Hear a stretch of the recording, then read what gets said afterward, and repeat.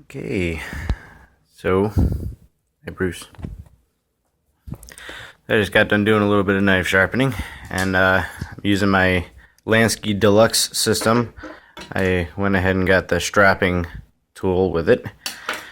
A block of jeweler's rouge for doing the fine polishing towards the end. Alright, so you could either use this shit that comes with it. I'm not a big fan. It makes a mess. Huge residue problem.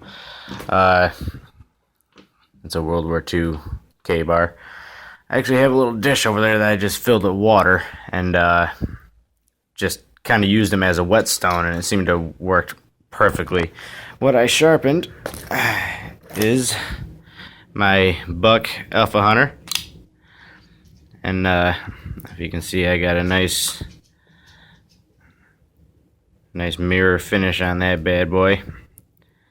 I started with the, how'd that go? There it is. Started with the coarse, and I basically I did it at a 20 degree. I had to reprofile the whole edge because I've had that knife since I was like 7, so there's all kinds of funky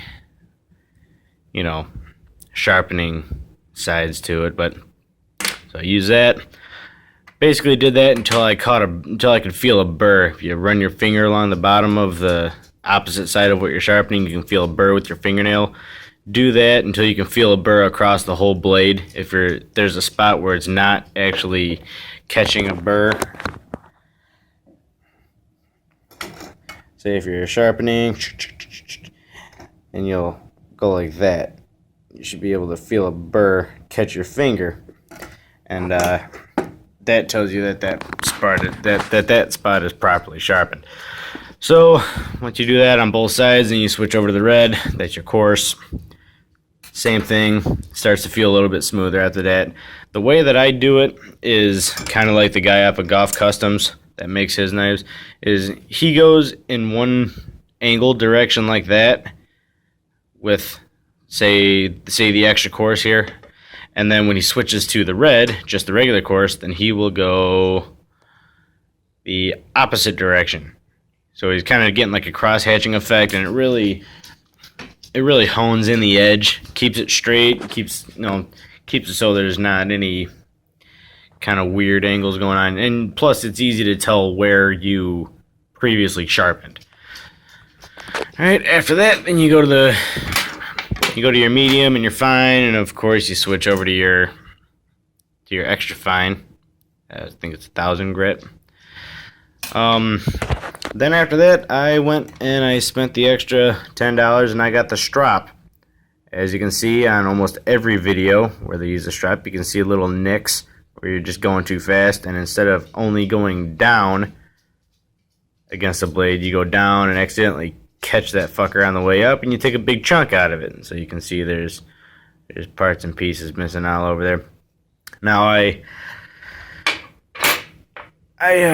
went ahead and went to Ace Hardware, and I got a block of jeweler's rouge. It's just a real fine red compound. It's fucking rock hard.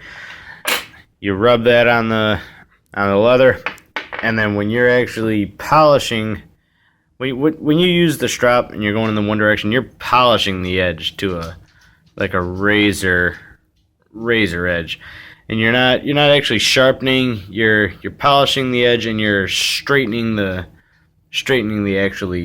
actual. I know I'm saying edge a lot.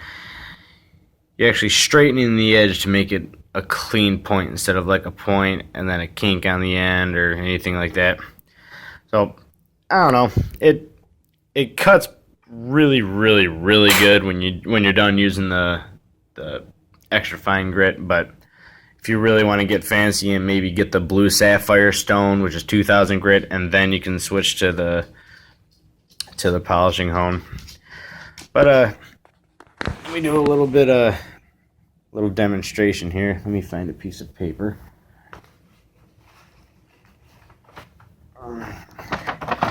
Alright, regular paper. Of course, has a horrible cut right off the bat. go. Alright.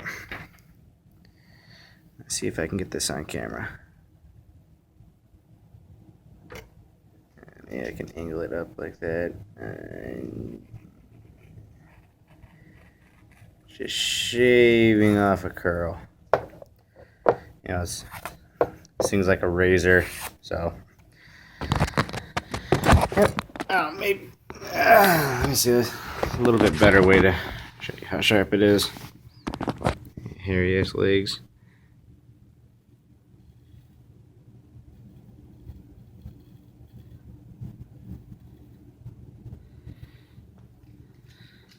So, yeah.